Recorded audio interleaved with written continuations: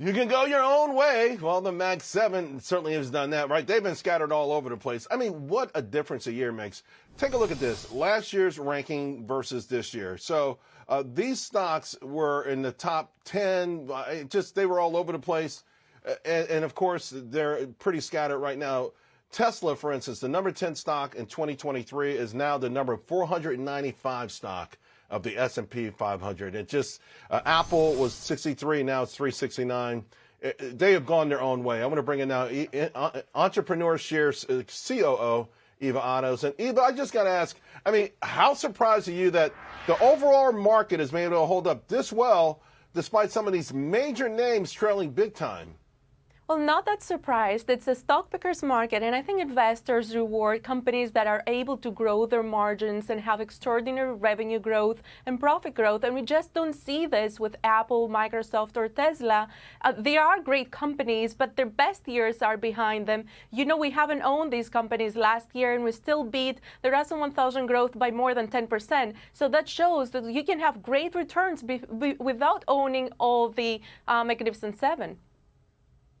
Yeah, no, I agree with that, but their weighting is so powerful in these indices, though, particularly the S&P, that, you know, I know you could beat it inside an individual portfolio, but I'm kind of impressed, to be quite honest with you. By the way, speaking of being impressed, I usually wait to the end of the segment, but I got to bring up your track record because you've knocked the ball off the cover. We try to go back a quarter, you know, the last quarter someone was on with us. You had Arista up 77%, Google up 67%. ENTR, which is yours, up 45%. But SMCI, the sort of, I guess it used to be Nvidia for poor folks, but not anymore. That's down. That's the only one that you had that was down. Are you still along that right now?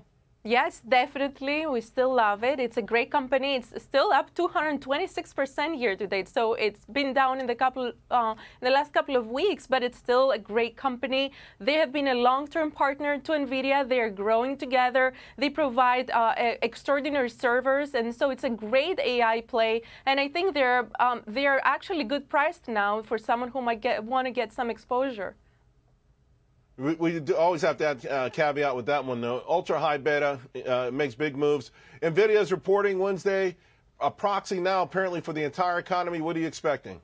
Well, betting against Nvidia is like betting against AI. So you know how I feel about Nvidia. We've owned it since 2010 when it was a $5 stock. We still own it, one of our biggest weights. We still believe in it. This is a company. It's a $2.3 trillion company that's growing like a startup. They have 126% revenue growth when the rest of the category is -5%. That shows that this is one of the leaders that's able to get all the market share from their competitors, and we've never really seen that before with any other company. Right. Yeah, it's a great company. I'm optimistic. Yeah, the bottom line is that they really don't have any true authentic competitors right now in the hottest global market in the world. Let's talk about a couple of new ideas from you, right? One is C Limited, SE. Full disclosure, my subscribers also own this one.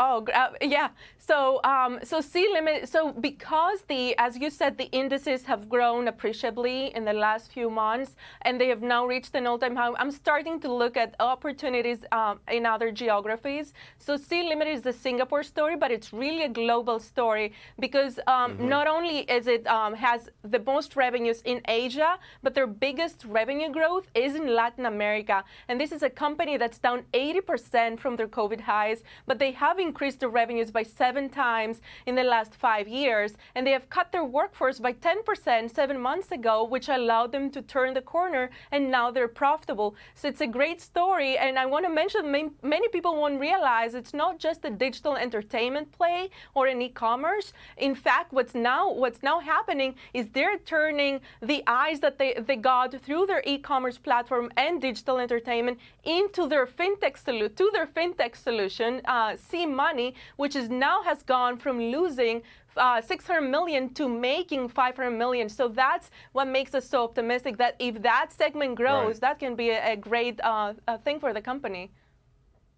I know you also like Toast, which is interesting because in my book, Unbreakable Investor, I have an entire chapter on how people can find new ideas and I have the case study is on toast. It's up a lot. We don't have time to go into the details of it, but love having these conversations with you, Eva. Thank you very much. Thank you.